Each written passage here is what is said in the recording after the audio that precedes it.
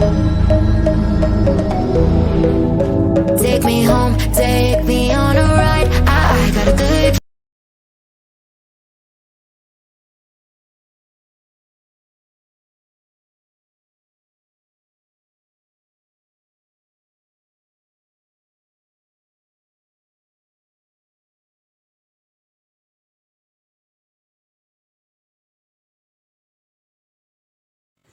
Hello friends, welcome to my channel stories Taylor.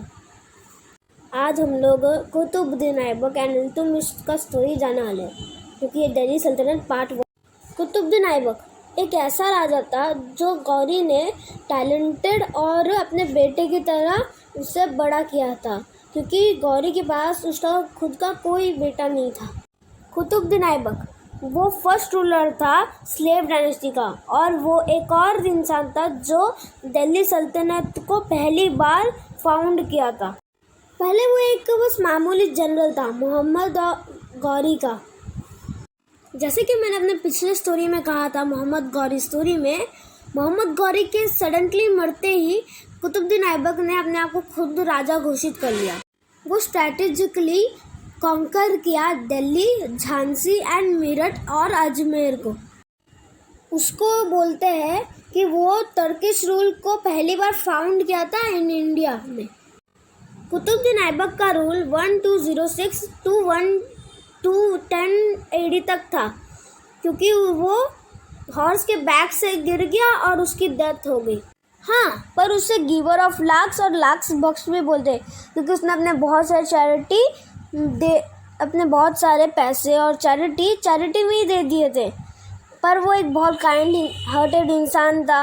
वो अब religious में भी अपना बहुत विश्वास रखता था, इसलिए उसने क्वार्टर इस्लाम दिल्ली में बनाया और एक और कोई मॉस्क्यू अजमेर में बनाया। उसने कुतुब मीनार का भी कंस्ट्रक्शन स्टार्ट किया, बट उससे पहले ही उसकी डेथ हो गई, इसलिए उसका सक्सेसर इल्तुतमिश ने उसे कंप्लीट किया। यहाँ से शुरू होती है इल्तुतमिश की कहानी। सबसे पहले तो अरम शाह ने ऑक्युपाइड किया था दिल्ली सल्तनत का थ्रोन, बट वो इतना वीक रूलर था, उसके नोबल से उसको आउस्ट कर दिए। इल्तुतमिश और सामुद्दीन इल्तुतमिश कुतुबुद्दीन ऐबक का सन इन लॉ था, जो गवर्नर था बादा उनका 1 to 11 AD में। कहा जाता है कि इल्तुतमिश ही रियल फाउंडर है दिल्ली सल्तनत का। और एक बात, वो अपना कैपिटल लाहौर से दिल्ली शिफ्ट किया था। इल्तुतमिश ने बहुत सारे कंट्रोल में भी ले लिए थे राजपूत के फोर्ट्स को, जैसे कि उज्जैन, ग्वालियर, रणथंबोर और मालवा एंड महाद रीजन्स के इंडिपेंडेंस राजपूत रूलर्स को असिस्टेड कर दिया था। Changez Khan, a great Mongol chief, जो बहुत बड़ा सीरियस चैलेंज और थ्रेट था इल्तुतमिश के लिए। इल्तुतमिश ने पोलाइटली प्रॉब्लम सॉल्व की जब चंगेज़ खान एक पर्शियन प्रिंस क्राउन जलाउद्दीन मांग बरूनी को ढूंढ रहा था।